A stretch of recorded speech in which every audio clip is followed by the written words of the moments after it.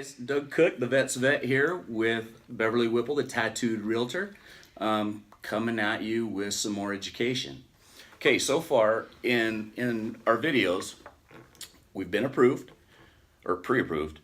We went over what the upfront costs are. We went shopping for a home. You guys went shopping for a home. Fun part. And you found a home and you placed an offer. And then last week we talked about the do's and don'ts of what not to do during the process. Now what? Now what? Well, if everything went well, we get an accepted offer. Yay. And that is exciting for you. That's exciting for us. But that is when the real work begins. And there is so much that goes on behind the scenes that I do and that Doug does to make sure that we come to a successful close at the end of everything. So at this point, I really don't do a whole lot. We will talk next week about inspections and appraisals. That is pretty much the only thing I handle.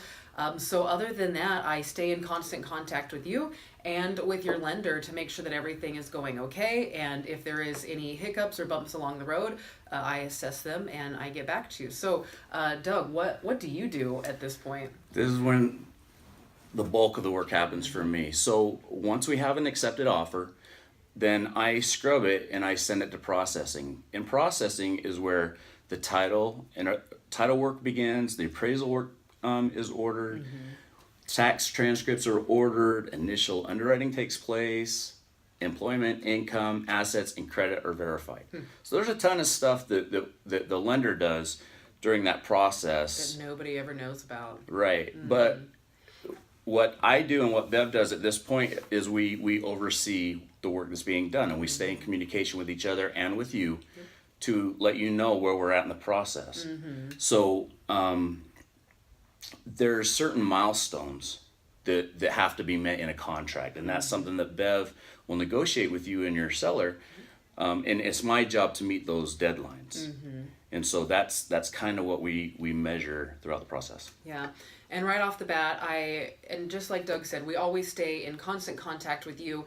We want to make sure that you know what's going on just as much as we know what's going on. So I send you an email at the beginning of the process and I lay out very clearly what our deadline dates are and what you can expect in the next upcoming weeks until we get to the closing table. So again, we just stay on top of all the information that's coming in.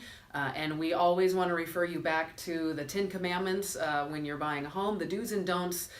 So you can see last week's video about that. But yeah, and there's one last thing that I need to say is during this time, we may be asking you for more documents.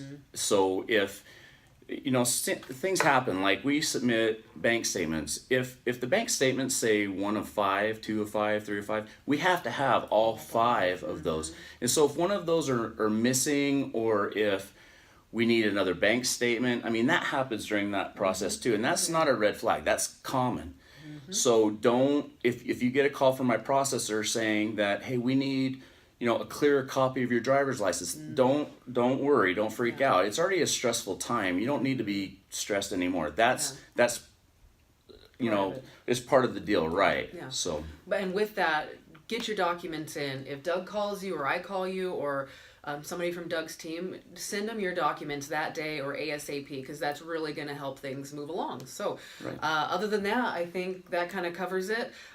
So yay, we've got an accepted offer, and now we just kind of wait until the inspections and appraisals happen, which we'll be talking about that next week. Yep. So all right, guys, we'll see you next time.